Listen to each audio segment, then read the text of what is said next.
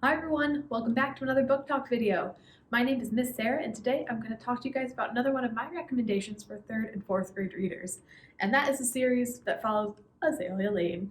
So our very first book is called The Amazing Life of Azalea Lane and this is written by Nikki Shannon Smith. So Azalea Lane tells a bunch of awesome stories of her life and her day-to-day adventures. And she gets on some pretty cool adventures. So Azalea lives in Washington, D.C., which is our nation's capital. And there she goes on all kinds of exciting trips. So in this book, her class is taking a field trip to the National Zoo, which is a really awesome zoo and has really interesting animals like great pandas and tigers. The tigers are Azalea's favorite, of course.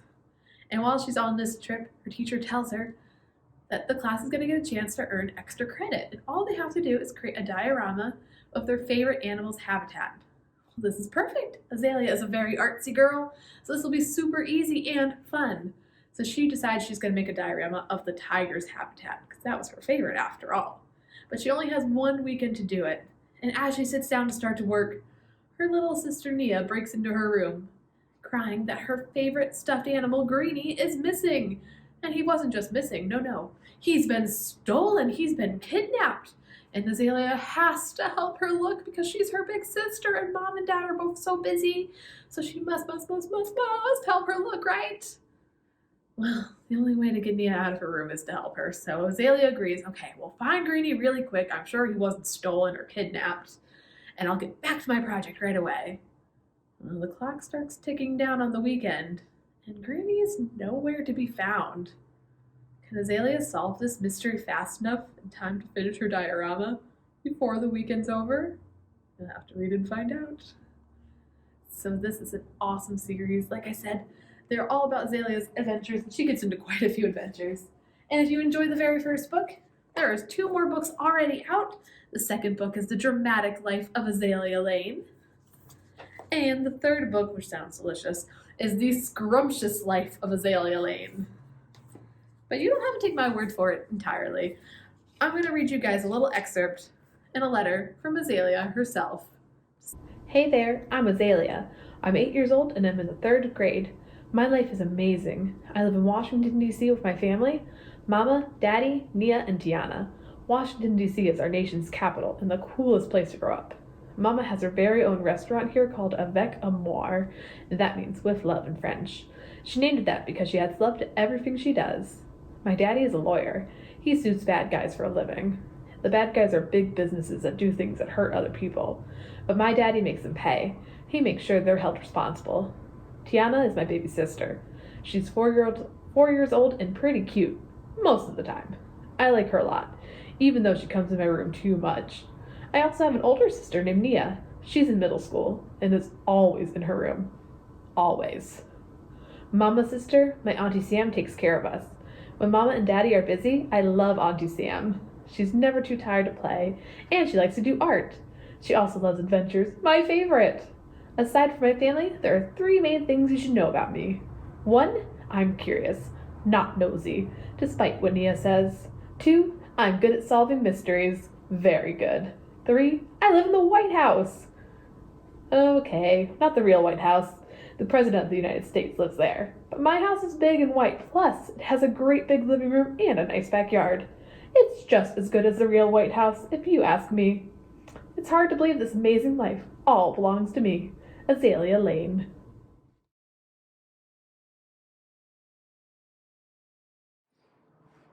Izzy Newton and the Smart Squad, Absolute Hero by Valerie Tripp.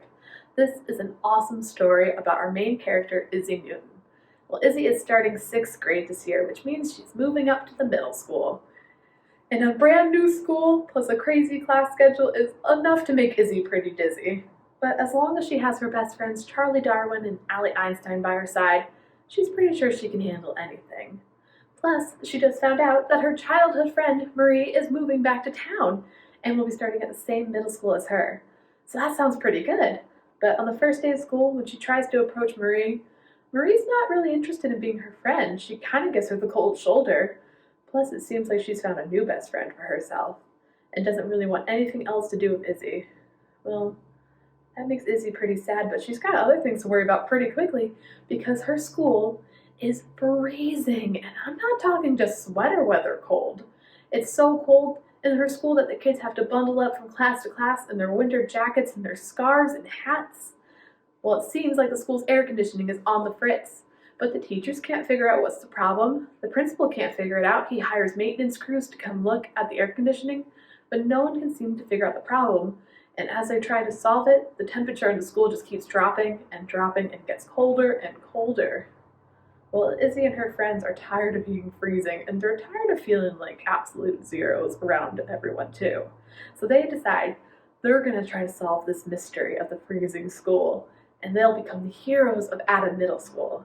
Well, using their science skills and their brain power, they work together to try to solve this frozen mystery, and maybe fix a frozen friendship, too, along the way. This is an awesome story about friendship, science, and solving a really great mystery. I really enjoyed the tale of Izzy Newton and her friends. Plus, I really loved the joke of all their names having to do with some pretty famous scientists like Izzy Newton, Allie Einstein, and Charlie Darwin. Can you guys figure out who they might be named after? If you can't, at the end of the story, you learn all about the scientists that inspired the characters' names and some of the science that they use in the story to solve the mystery. It's a really great story that combines STEM with literature, and I really do recommend checking out Izzy Newton and the S.M.A.R.T Squad. And if you do enjoy this one, there is a sequel coming up very soon.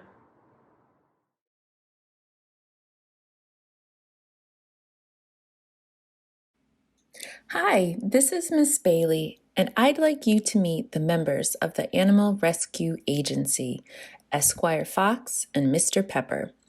They are quite a pair.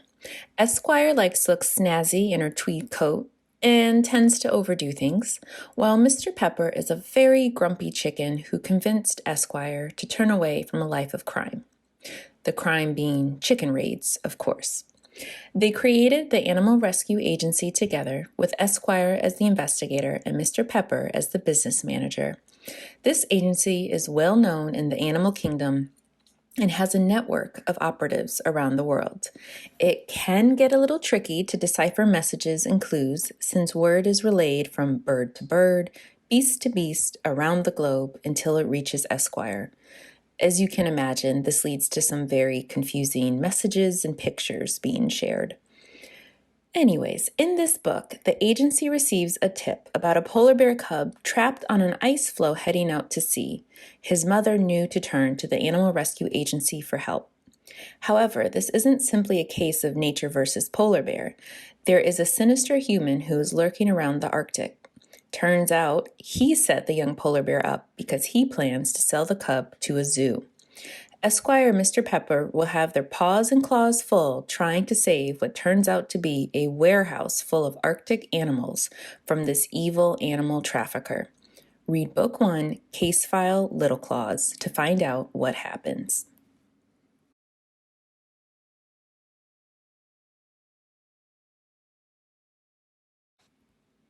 Hi, it's Miss Bailey. Let's talk about one of my favorite things in the world, food. The Phoebe G Green series is for all the foodie fans out there. Phoebe is the main character, and she is also a very opinionated third grader who loves to make lists. There are 4 books in this series so far. Book 2 was checked out, so that's why you won't see it here. But all these books are about fun, adventure, friendship, making mistakes, and learning from them, and most importantly, yummy food descriptions. Throughout the series, Phoebe is constantly trying new things.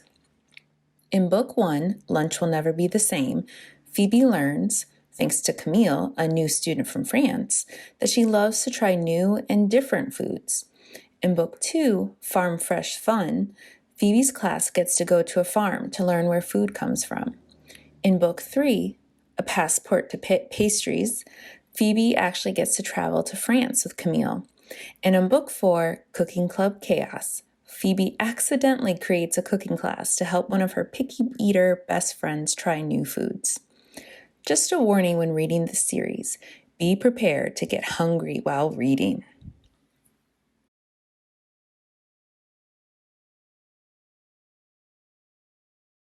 Hi, Mrs. Mendelson here to tell you about some great new spring books. The first one I'm going to tell you about is a brand new book from Dan Gutman. If you're a fan of the My Weird School, My Weirder School, My Weirder is School, My Weirdest School, and all those books there, if you like that series, this is great. This is his first graphic novel, and you're going to recognize the characters from the books.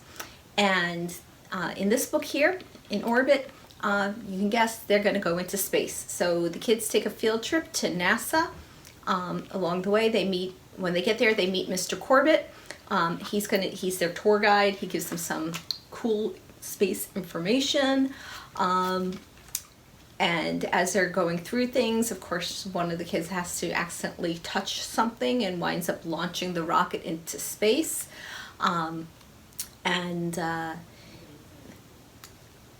Mr. Corbett is not much help. He keeps fainting. He doesn't really know how to deal with the stress that these kids have gotten him into. And soon as they're in orbit around Earth, an alien spaceship is approaching. The kids are on their own because, like I said, Mr. Corbett isn't much help. All right, so as you can see, done in chapters kind of like the books. And you'll recognize the characters there. Okay. Like I said, this is the first graphic novel that he's done. There will be more, and I hope you enjoy this one.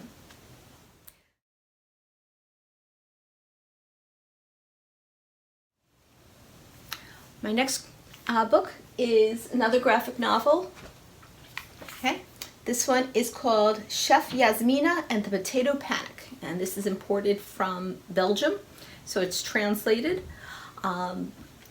It was originally in Dutch and French, and this is about a genetic experiment gone wrong.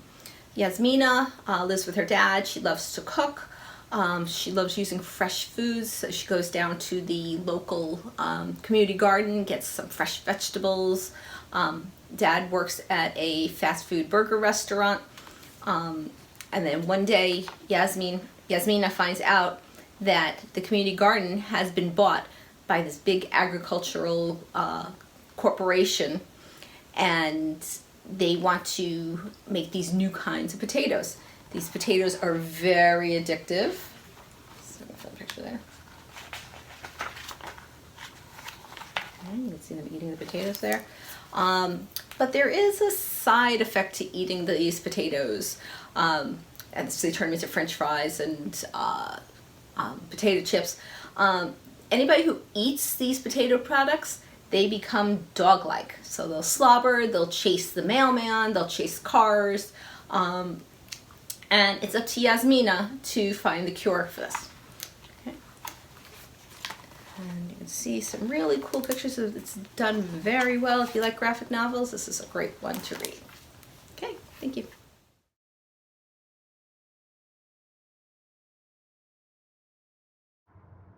Hi, it's Rebecca here with a quick review of a book for a springtime read.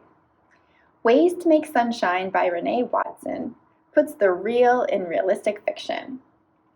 Ryan Hart is a fourth grader who lives in Portland, Oregon with her parents and older brother Ray. Ryan's name means king, and it was chosen for her so she would feel powerful and remember to act like a leader.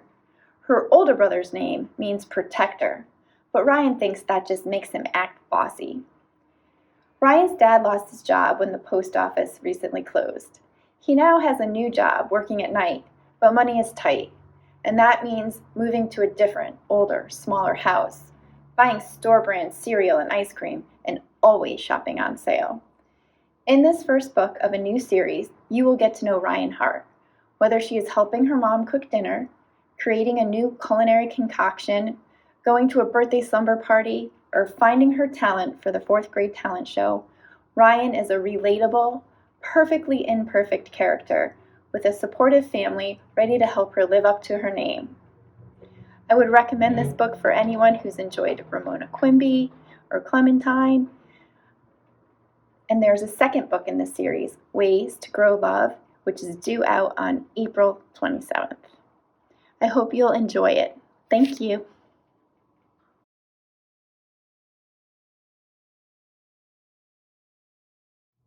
Hi, it's Rebecca with another spring pick. This one is called Stargazing by Jen Wang. It's a graphic novel that reads like realistic fiction. I really enjoyed it. So in Stargazing, Christine Hong is working hard to be the perfect daughter, the perfect sister, and the perfect student. But it's a lot of pressure for a middle school student. Then Moonlin moves next door to Christine. Moonlin has a reputation for being tough and getting into fights. Christine is worried. Is this the kind of girl she wants to associate with? But Moonlin is fun and free and so different from Christine. They bond over K-pop music and become friends. They decide to enter a dance routine in the school talent show, and Moon even shares with Christine about her visions of celestial beings and her belief that she isn't really meant to live on Earth, that her real home is in the sky. At school, Moon's easy and accepting nature draws the other kids to her. As she makes new friends, Christine feels jealous. Can Christine control her feelings, or will the green envy monster keep her from being the kind of friend that Moon really needs? Loosely based on events from the author's own childhood, Stargazing is an interesting friendship story with super expressive artwork. It's a good choice for fans of realistic fiction or graphic novels, and if you've enjoyed books like Drama or Smile. I hope you like it as much as I did.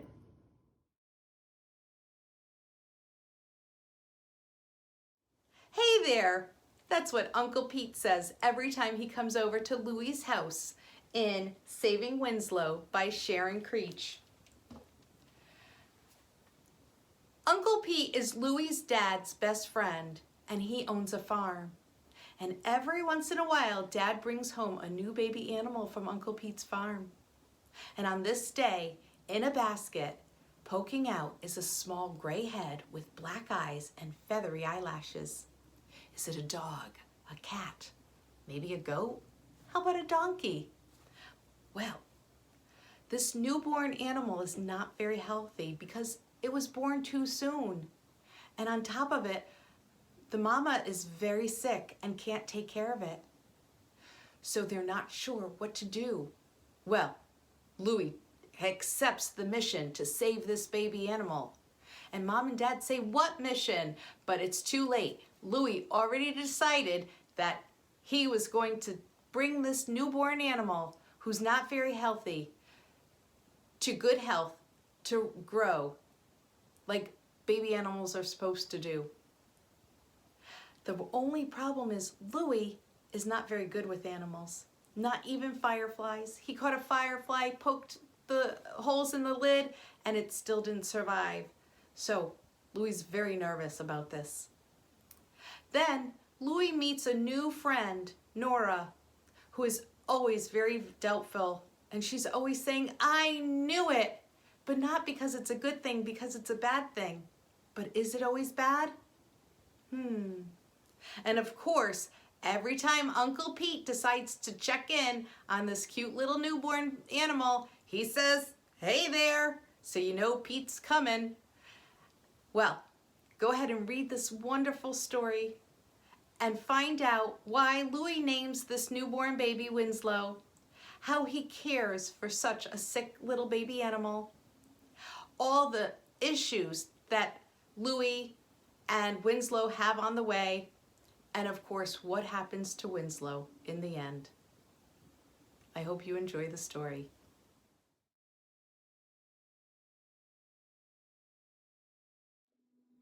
Wolves are amazing animals. They live together in a family unit called a pack. They play together, hunt together, sleep together, and they protect one another. And in this library, we have great stories, both fiction and nonfiction. But today I'm going to talk to you about the chapter book, A Wolf Called Wauter by Roseanne Perry. In this book, Wauter gets his name for two reasons. One, as a young pup, he loves to wander and explore and see the world. And life is good until one day the pack gets attacked and all the wolves run off. And Wauter ends up alone, and he's searching for his family, his pack. He's searching for food and water. He's trying to stay out of danger. And above all, he's trying to stay an honorable wolf. He greatly admires his father, and he wants his father to stay proud of him. So he makes sure he doesn't do anything that will make him less honorable than a wolf should be. He goes through a lot. There's a lot of dangers out there for a wolf all by himself. Read to find out what Wauter goes through, what unlikely creature becomes his ally, and how he survives all the dangers in the world and survives struggling to find food and water. It's an amazing story. It's so heartfelt, and you won't be able to put it down. I hope you enjoy this story. And if you read all the way to the end, which I hope you do, there's a section in the back, the real wolf behind this story. So this story was actually based on a true lone wolf. And the true lone wolf was given the name Journey. I hope you enjoy it,